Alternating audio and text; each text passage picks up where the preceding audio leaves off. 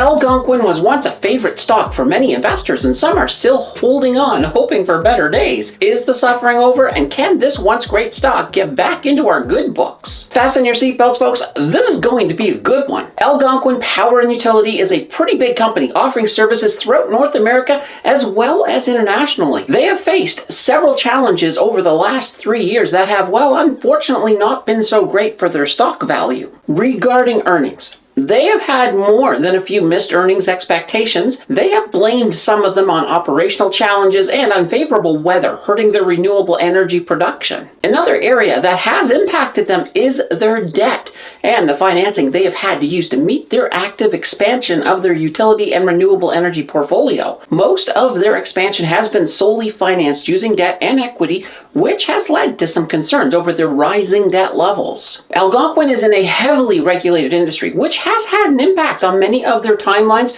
profitability, and some of their growth objectives as well. Regulation is great for keeping volatility in check, but it can hinder a company's overall agility. Another factor which is affecting them and many other utility companies is renewable transition. The whole sector is undergoing significant transformation towards renewable energy. While the company is investing in this transition, there are challenges including technological risks, competition for new projects, and the need to balance this with their conventional utility operations. It is important to note that while facing these challenges, AQN has also been working on strategies to mitigate risks, improve operational efficiency, and capitalize on the growing demand for renewable energy. Their long-term growth remains tied to the broader transition towards sustainable energy sources and the performance of their diversified utility assets. Join today's conversation. Let me know in the comments if you still have some AQN in your portfolio. Thank you for your participation. If you love this sort of content, be sure to hit that subscribe button for more,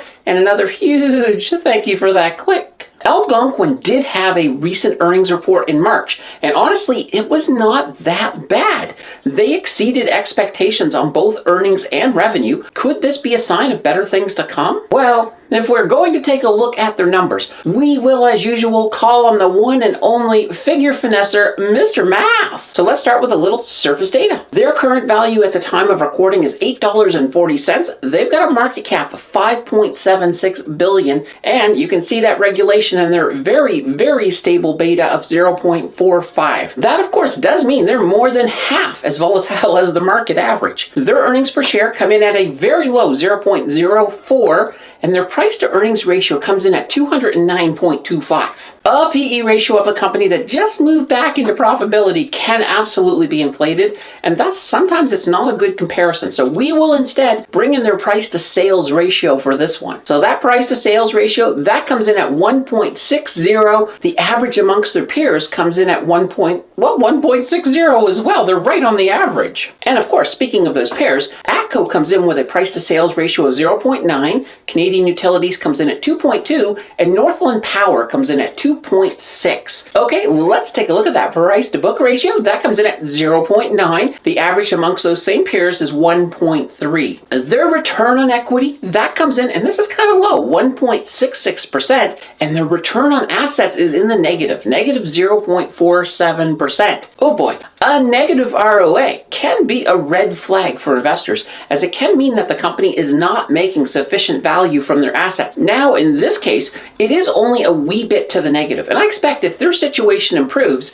it won't take much to move back into positive territory. There are some signs that we are dealing with a struggling company within that surface data. I am definitely not too happy with that ROE and the ROA. However, the fact that we are seeing an inflated PE ratio may offer a tiny hint of hope here. Okay, let's peel back another layer and take a look at their cash flows. Their revenue comes in at $2.70 billion, and they have earnings of $20.32 million. Now, this is good news. Those earnings are projected to grow by 24.1% per year. This is, of course, really good to see, and if it does hold up, it could mean more good quarters for them. Their profit margin, it is low, 0.80%. Once again, they just became profitable in the last year, and this is the sort of profit margin you would expect in that situation. Their free cash flow coming in negative $398.14 million, but their operating cash flow is in the positive at $268.03 million. Let's take a look at their fair value. So as we said before, their current value is coming in at $8.40. Using a discounted cash flow flow model, we get a fair value of $31.37. That does leave them as being undervalued by 73.2%. If we take a look at their 1-year projection, they are expected to hit $9.29. So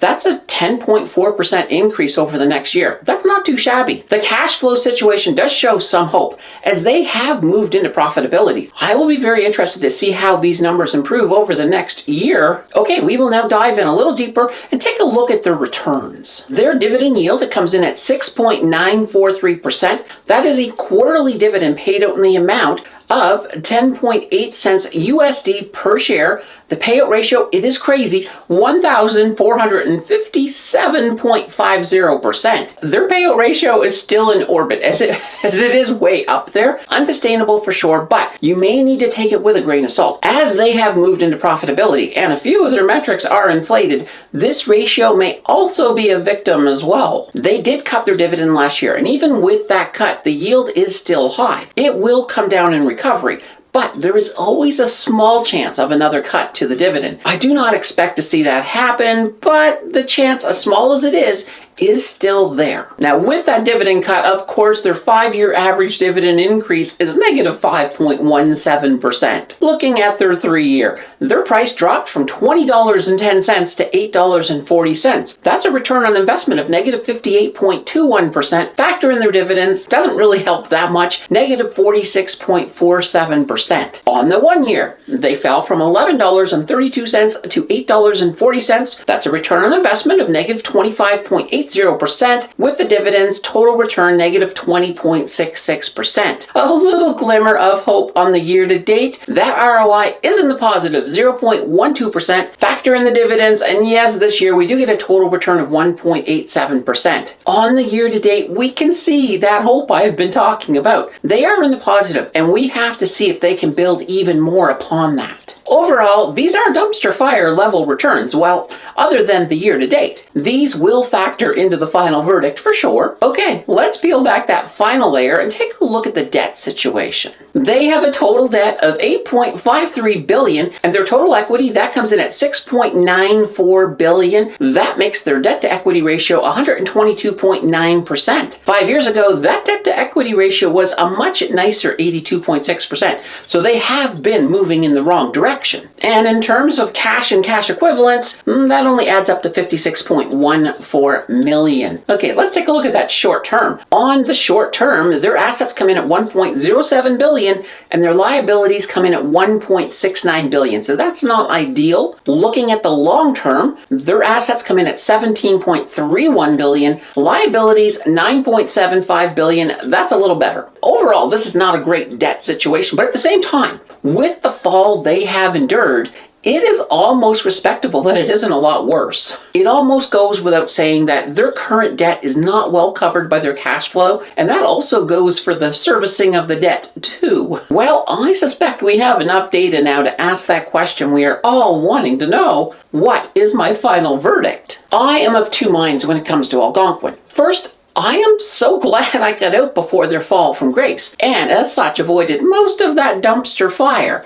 That part of me does not want to touch AQN if I can help it. Then there is the other part of me that looks at them and sees a company that may have fallen as much as they will, and that could mean an opportunity to ride into recovery. So which side of me is going to win this argument? That is a good question. The answer is that I am okay with riding the soot-stained former dumpster fires up, provided it will make me profit. AQN is down, but they are by no means out. If you already hold AQN, I would consider not selling it, as I do think there is an overall movement that will take them into recovery. It may take you a few years to get back to a respectable value, but it is doable. Of course, you do have that dividend to keep you company along the way back up. If you are new to AQN and looking to ride it up, it could be a good opportunity. However, it is not one I would go all in on, as there needs to be a level of caution going into this one until we can see a couple more positive quarters added on. This is not a bad choice if you are looking for passive income. But once again, a little caution in case we see any further dividend cuts. I don't think we will, as that yield will come down as they recover value. But as always, there's always a small chance that it could happen again. This is an interesting one. I still feel for the value investor, this is a company that will have a much better long-term outlook. That, of course, could translate into some nice growth over the coming years. I have no doubt that this company will thrive again. I think it just boils down to, are you willing to invest for the longer game opposed to the short-term profits? If your answer is yes, then this may